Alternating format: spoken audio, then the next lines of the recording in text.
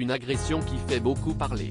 Quelques heures après la plainte de Jean-Baptiste Trogneux, le petit-neveu de Brigitte Macron qui affirme avoir été violemment frappé par des manifestants, 4 personnes ont été mises en examen et seront jugées prochainement.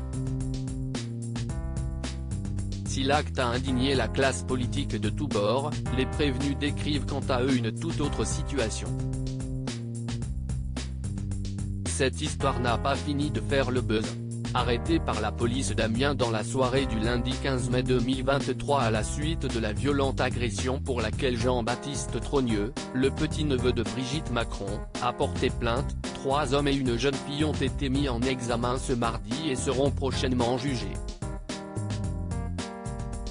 Également incarcérées le même soir, 4 autres personnes ont quant à elles été relâchées sans poursuite judiciaire, selon nos confrères de BFM TV.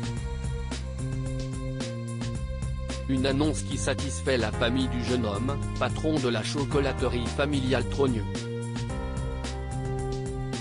Selon ses proches, celui-ci aurait été pris à partie après l'interview d'Emmanuel Macron sur TF1 le soir même, devant sa femme et ses enfants.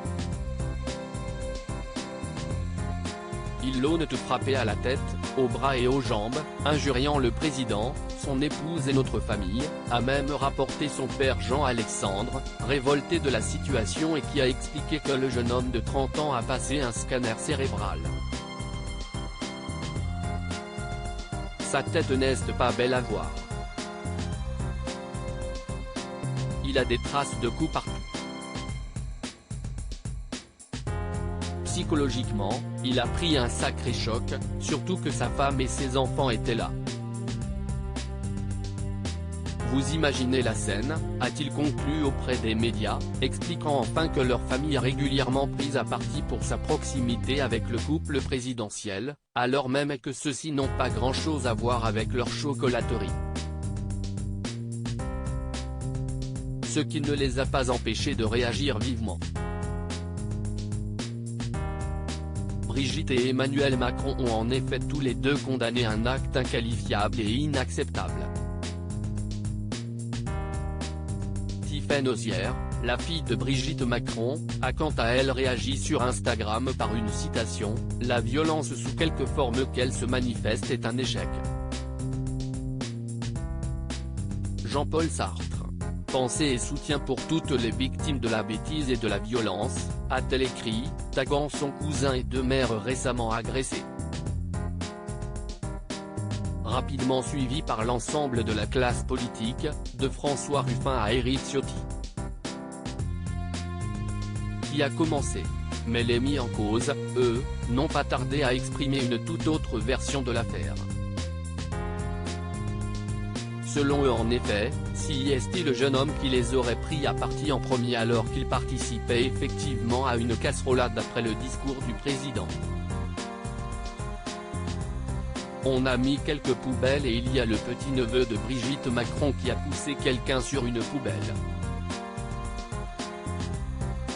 On l'a défendu et lui est parti porter plainte directement au commissariat pour violence, soi-disant des coups de poing, des coups de pied, a en effet décrit l'un d'eux sur RMC ce mercredi. Un autre a confirmé, expliquant que les choses ne s'étaient pas vraiment déroulées comme la famille du jeune chocolatier l'avait raconté. On a retenu la personne de la boutique qui voulait frapper un de nos camarades, et si est-il lui qui se retrouve en garde à vue pour rien du tout. Le neveu de Brigitte Macron a bousculé notre camarade, on est venu pour séparer et quand on est reparti il y a la voiture là-bas qui est venue, ont-ils lancé. Alors, l'agression ne serait-elle pas ce que l'on pensait? Réponse dans quelques semaines avec le procès. Les 4 accusés restent innocents des faits qui leur sont reprochés jusqu'au jugement définitif de cette affaire.